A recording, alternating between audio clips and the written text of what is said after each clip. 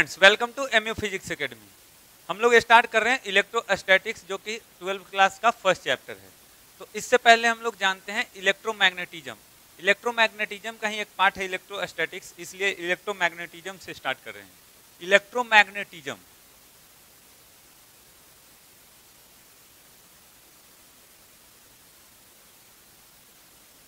ये क्या है? ये चार्ज के बारे में डील करता है। तो देखिए, इसका दो पार्ट होता है, दो पार्ट है। फर्स्ट पार्ट है इलेक्ट्रोस्टैटिक्स,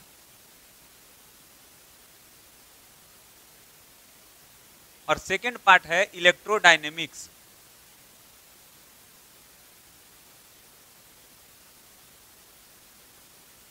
अब इलेक्ट्रोस्टैटिक्स क्या है? तो इसमें आप अगर देखें तो यानी कि charge in rest. Electro means charge और स्टैटिक्स मीन्स रेस्ट होता है, ठीक है। तो यानी कि जब चार्ज इन रेस्ट के बारे में हम लोग अगर पढ़ेंगे तो उसको बोलेंगे इलेक्ट्रोस्टैटिक्स, चार्ज इन रेस्ट। ये चार्ज इन रेस्ट के बारे में डील करेगा, और जब चार्ज इन मोशन होगा तो ये इलेक्ट्रोडायनेमिक्स डील करेगा, चार्ज इन मोशन। यानी इलेक्ट्रोडायनेमिक्स में हम लोग क्या पढ़ते हैं? चार्ज इन मोशन के बारे में, और इलेक्ट्रोस्टैटिक्स में पढ़ते हैं जब चार्ज इन रेस्ट होता है। अब इलेक्ट्रोस्टैटिक्स में हम लोग दो चैप्टर पढ़ेंगे क्लास 12 में। फर्स्ट होगा इलेक्ट्रोस्टैटिक्स, और सेकंड चैप्टर पढ़ेंगे कैपेसिटर। और इसमें फर्स्ट चैप्टर होगा इलेक्ट्रिक करंट, या करंट इलेक्ट्रिसिटी आप बोल सकते हैं, करंट इलेक्ट्रिसिटी।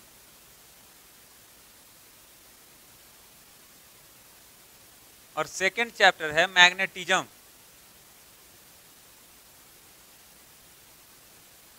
थर्ड है ईएमआई यानी इलेक्ट्रोमैग्नेटिक इंडक्शन, और फोर्थ है एसी अल्टरनेटिंग करंट। तो ये चार चैप्टर इधर देखेंगे हम लोग इलेक्ट्रोडायनेमिक्स में, यानी जब चार्ज इन मोशन होगा, और इलेक्ट्रोस्टैटिक्स यानी चार्ज इन जब रेस्ट होगा। तो यानी इसमें दो हम लोग चैप्टर देखेंगे, इलेक्ट्रोस्टैटिक्स और कैपेसिटर। ये है हमारा ओवरव्यू, क्या क्या हम लोगों को पढ़ना है। तो क्लास 12 में ओवरऑल बेसिकली ये जो हम लोग इसमें एनालिसिस करेंगे, देखिए चार्ज के बारे में। ये चार्ज आपको दोनों टर्म में आ रहा है, चार्ज इलेक्ट्रोडायनेमिक्स में भी और इलेक्ट्रोस्टैटिक्स में भी।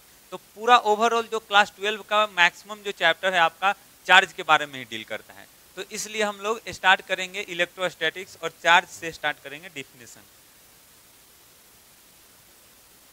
चार्ज बहुत क्लास 12 के लिए इंपॉर्टेंट हो जाएगा। अभी तक आपने क्लास 12 में जो पढ़ा होगा सारा मैकेनिक्स ये सब में, अभी तक चार्ज का रोल नहीं आया था, लेकिन अब चार्ज का रोल आ गया। तो हम लोगों को चार्ज के बारे में डिटेल में जानना है क्लास 12 में।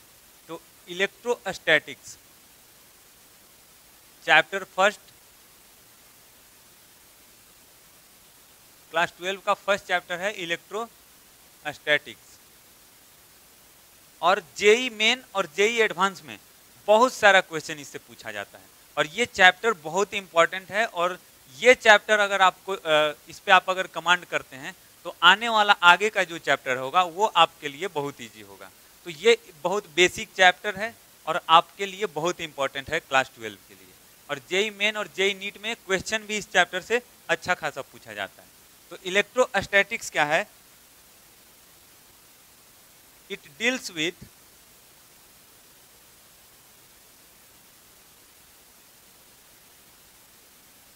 Charge in rest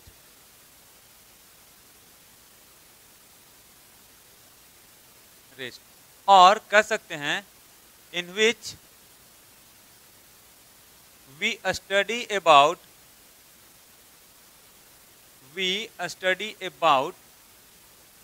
the electric effect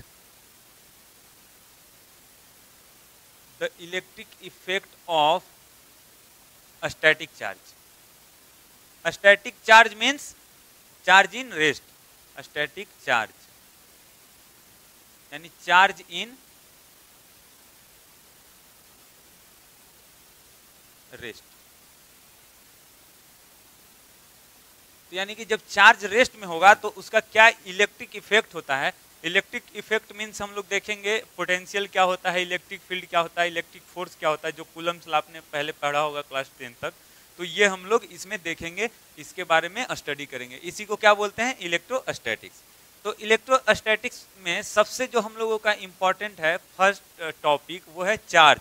आप लोगों को चार्ज के बारे में आइडिया होना चाहिए, क्योंकि पूरा क्लास 12 का जो चैप्टर है वो चार्ज पे ही मैक्सिमम बेस्ड है। ये चार्ज का अगर डिफिनेशन आप देखें, it is the basic property of matter by the virtue of which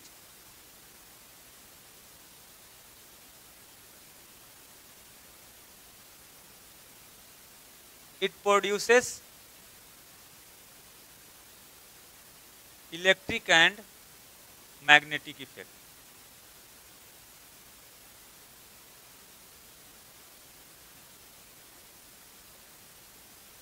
ठीक है, यानी ये क्या है, मैटर का एक बेसिक प्रॉपर्टी है जिसके कारण ये क्या प्रोड्यूस करता है, इलेक्ट्रिक और मैग्नेटिक इफेक्ट को। यानी कि अगर ये मैग्नेटिक और इलेक्ट्रिक इफेक्ट अगर प्रोड्यूस कर रहा है तो उसको हम लोग क्या बोलते हैं, चार्ज बोलते हैं। और आप ना क्लास 12 का एक अलग से नोट्स बनाइएगा फिजिक्स का, और ये सारा चीज नोट करते जाइएगा। जो डिफिनेशन हम लिख रहे हैं ये आप नोट करिएगा, और तो आपको आसानी होगा और ये आपको इम्पोर्टेंट हो जाएगा डिफिनेशन के लिए। वैसे अगर जेई नीट और जेई मेन का आप प्रिपरेशन कर रहे हैं तो इसमें सबसे ज़्यादा इंपॉर्टेंट होगा आपका न्यूमेरिकल एबिलिटी सोल्व करने के लिए आपको एबिलिटी इम्प्रूव करना होगा, लेकिन ये डिफिनेशन भी आपको आना चाहिए। ठीक है, अब देखिए ये क्या है, अगर इलेक्ट्रिक और मैग्नेटिक इफेक्ट को जो प्रोड्यूस कर रहा है तो उसको बोलेंगे चार्ज।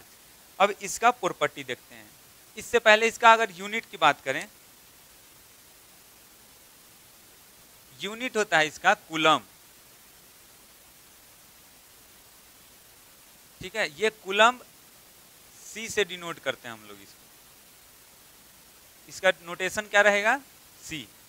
और एक आप देखे होंगे एटम के बारे में पहले आपने पढ़ा होगा, इसमें न्यूक्लियस होता है जिसमें प्रोटॉन प्लस न्यूट्रॉन अवेलेबल होते हैं, और इसके बाहर सेल प्रेजेंट होता है, और इस सेल में क्या होता है, इलेक्ट्रॉन प्रेजेंट होते हैं। ये एटम का स्ट्रक्चर है, इसमें न्यूक्लियस होता है, ये वाला जो पार्ट आपको दिख रहा होगा ये न्यूक्लियस है। इसमें क्या प्रेजेंट होता है, प्रोटॉन और न्यूट्रॉन। ये पार्टिकल है, बेसिक एलिमेंट बोलते हैं इसको। तो इसमें प्रोटॉन और न्यूट्रॉन है, और इसके बाहर जो सेल होता है बाहर इसमें क्या होता है, इलेक्ट्रॉन प्रेजेंट होता है। तो अगर बात करें तो प्रोटॉन और इलेक्ट्रॉन का क्या चार्ज होता है, तो 1 इलेक्ट्रॉन का जो चार्ज होता है -1.6 इंटू 10⁻⁻19 कूलम, और 1 प्रोटॉन का जो चार्ज होगा ये होता है +1.6 इंटू 10⁻⁻19 कूलम। तो ये आपको याद रखना है। यूनिट क्या होता है, कूलम, और साथ में एक इलेक्ट्रॉन पे क्या चार्ज होगा, तो ये होता है -1.6 इंटू 10⁻⁻19 कूलम, और 1 प्रोटॉन पे सेम चार्ज होगा, बस ये निगेटिव है, ये पॉजिटिव साइन के साथ होता है।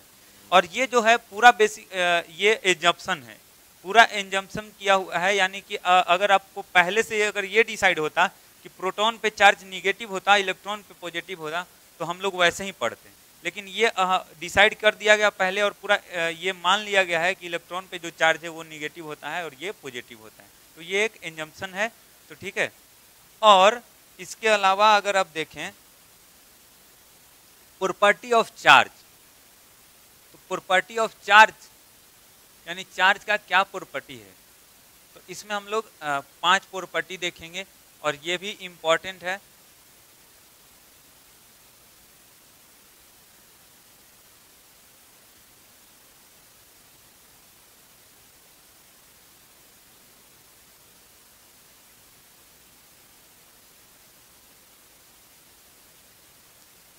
पहला जो प्रॉपर्टी है चार्ज का, charge is a scalar quantity.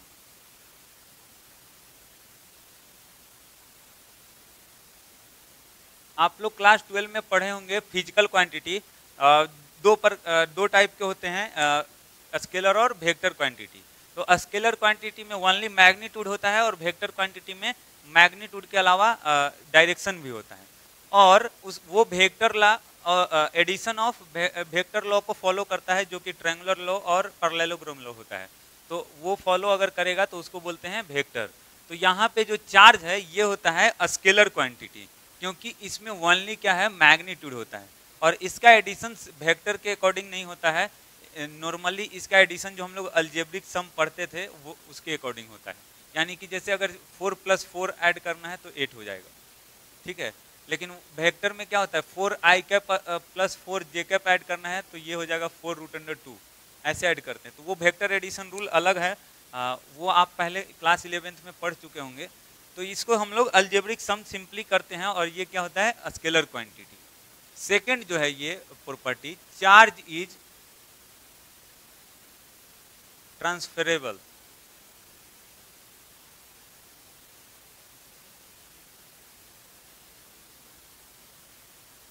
Charge is transferable, ठीक है।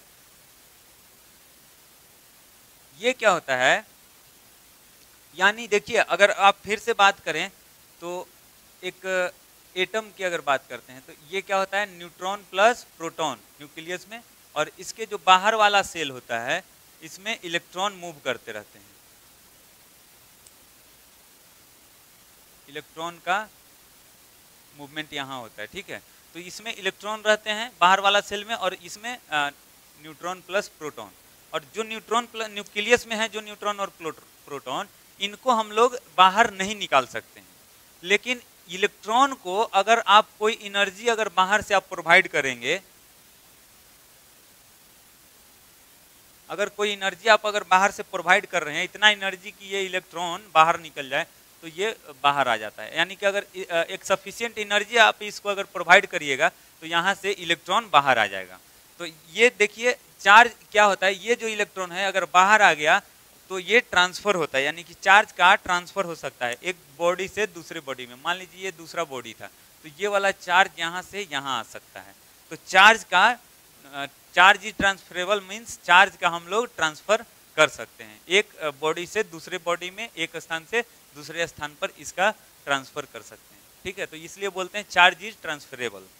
नेक्स्ट जो है आपका point third, charge is always associated with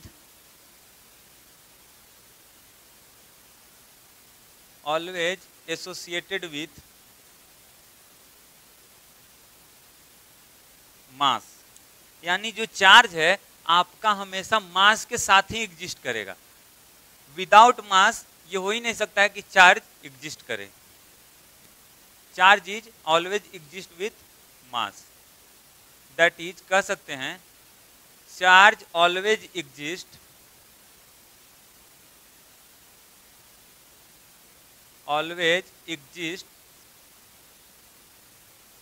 with mass. यानी मास के बिना तो चार्ज हो ही नहीं सकता है, लेकिन चार्ज के बिना मास हो सकता है। जैसे आपने अभी तक क्लास 12 में मैकेनिक्स पढ़ा होगा, तो मैकेनिक्स में क्या होता था, ओनली मास होता था। वहां पे चार्ज का हम लोग कोई एक्सप्लेनेशन नहीं करते थे, चार्ज के बारे में कुछ डील नहीं होता था, क्योंकि उस पर अगर चार्ज 0 है तो न्यूट्रल बॉडी होता है, लेकिन उसमें मास जरूर होता है। लेकिन अगर किसी बॉडी पे अगर चार्ज अवेलेबल है तो इसमें मास जरूर होगा। अगर चार्ज है तो मास होगा, लेकिन अगर मास अवेलेबल है तो मे भी कि चार्ज हो सकता है और नहीं भी हो सकता है। यानी अगर इस पे चार्ज अगर 0 रहेगा, जिसको न्यूट्रल बॉडी भी बोलते हैं, तो इसको बोलते हैं कि ये ओनली मास है, इस पे चार्ज अवेलेबल नहीं है। लेकिन अगर चार्ज अवेलेबल है तो किसी बॉडी पे, तो उसमें मास तो होगा ही होगा। तो इसलिए बोलते हैं कि charge is always associated with mass. Next जो है पॉइंट, फोर्थ पॉइंट है चार्ज इज कंजर्व्ड।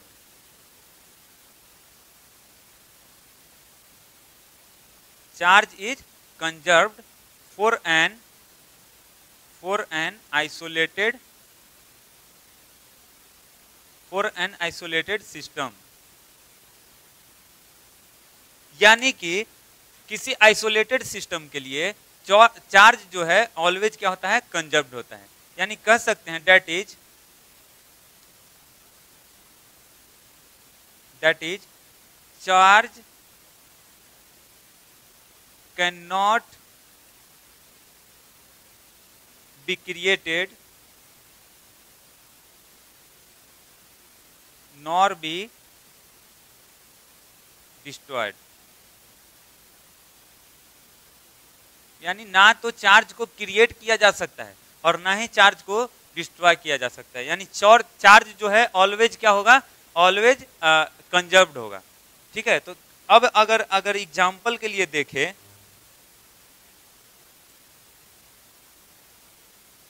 एक आइसोलेटेड सिस्टम है। आइसोलेटेड सिस्टम का मतलब आपने अभी देखा होगा, कोरोना वायरस जो हुआ था तो उसमें बोलते थे लोग आइसोलेशन सेंटर। आइसोलेशन सेंटर का मतलब क्या कि और लोगों से आपका कांटेक्ट खत्म हो जाएगा।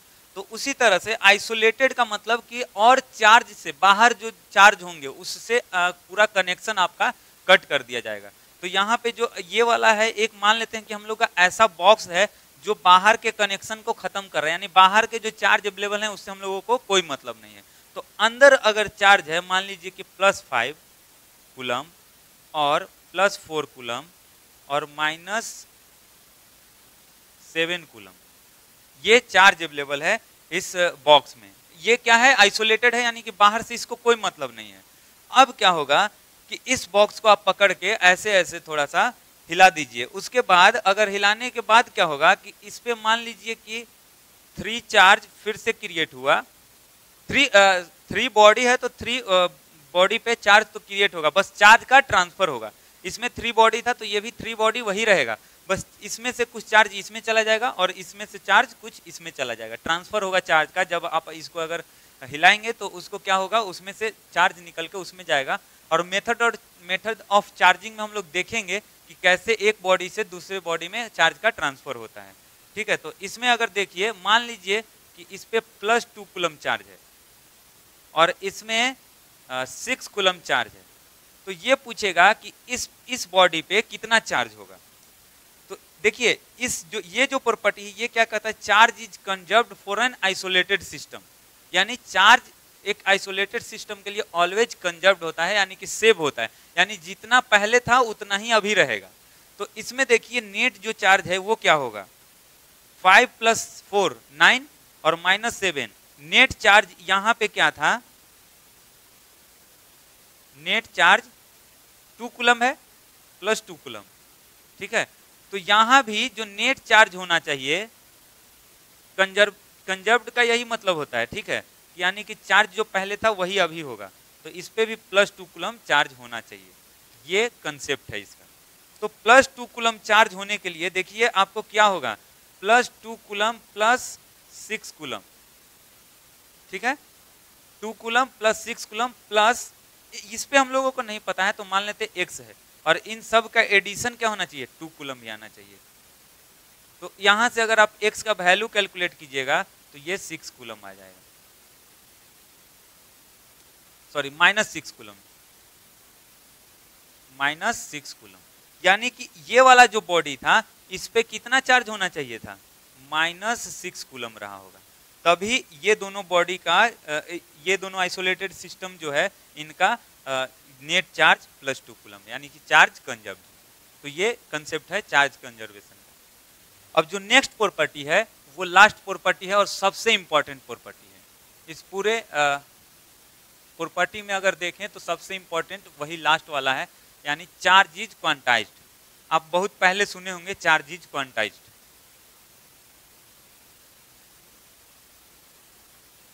फिफ्थ जो प्रॉपर्टी है ये है चार्ज इज क्वांटाइज्ड। क्वांटाइज्ड का मतलब है that is charge is always integer multiple of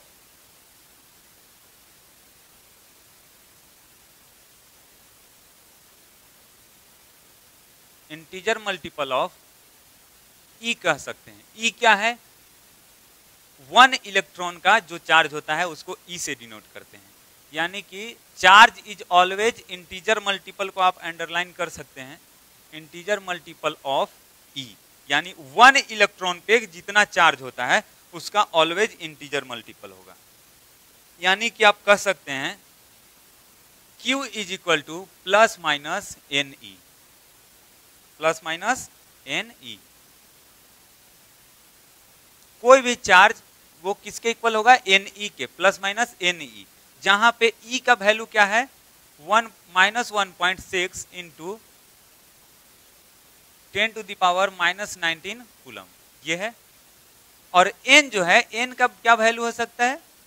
N 0 1 2 3 infinite तक ये वैल्यू हो सकता है।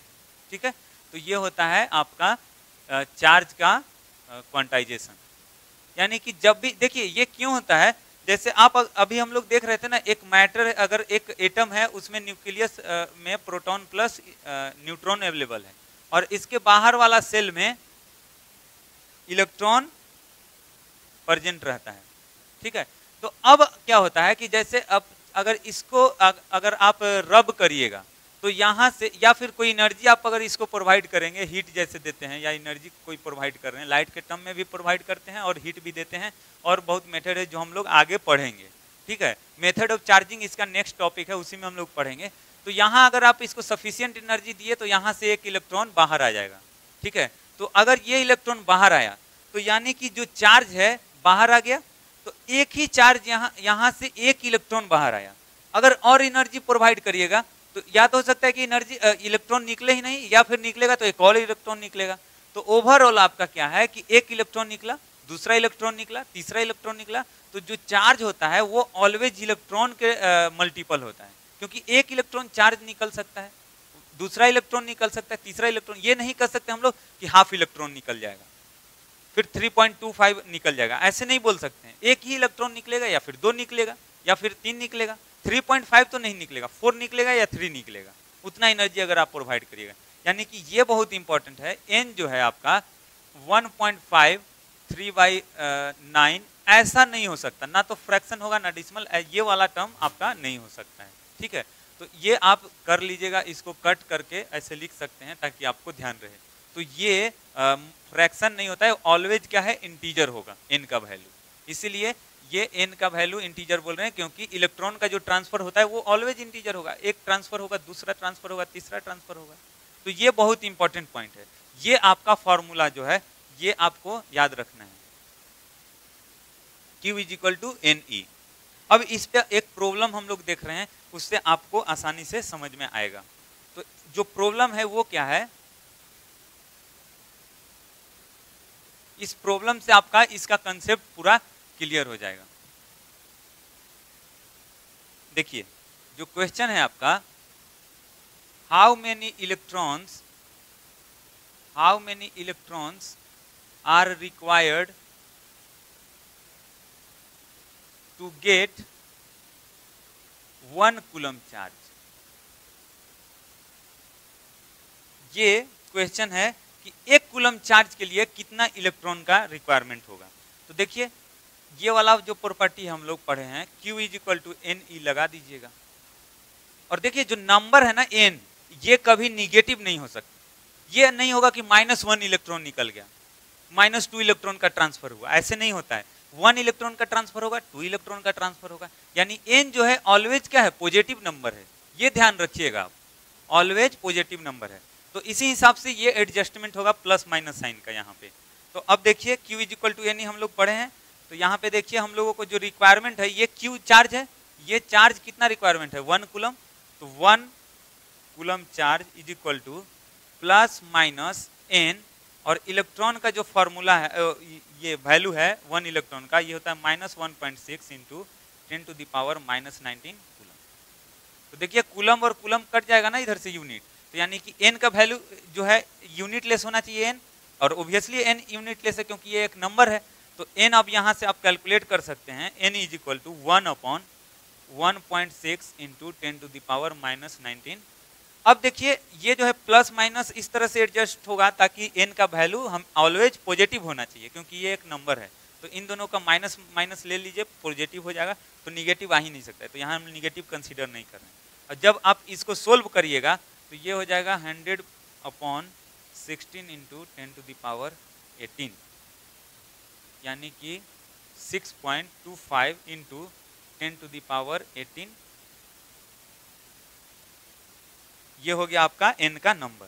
तो अभी आप देखिए ये हमारा आंसर आ चुका, ये आंसर है। अब इसमें बहुत सारे स्टूडेंट को डाउट होगा कि ये तो इंटीजर नहीं है सर, 6.25 है, तो ये इंटीजर तो है ही नहीं। तो ये एक्चुअल में इंटीजर ही है, ये आपको बस दिख नहीं रहा है। अगर ये 10⁻18 है ना, इसका आप मल्टीप्लाई कीजिएगा इसमें, तो ये हो जाएगा 625 इंटू 10⁻16, ये हो जाएगा। और इसको अगर और लिखना चाहें तो 6500 ऐसे करके 16 तक, ये क्या है, ये एक इंटीजर ही तो है।